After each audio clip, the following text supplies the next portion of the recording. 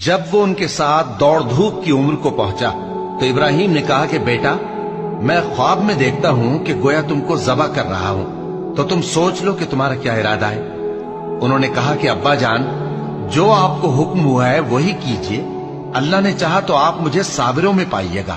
اس طرح جب دونوں نے حکم مان لیا اور باپ نے بیٹے کو ماتھے کے بل لٹا دیا تو ہم نے ان کو پکارا کہ اے ابراہیم، تم نے خواب کو سچا کر دکھایا، ہم نیکوکاروں کو ایسا ہی بدلہ دیا کرتے ہیں۔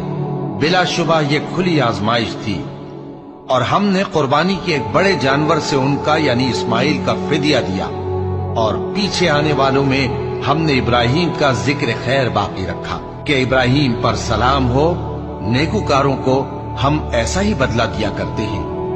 بے شک وہ ہمارے مومن بندوں میں سے تھے، اور ہم نے ان کو اسحاق کی بشارت بھی دی کہ وہ نبی اور نیکوکاروں میں سے ہوں گے،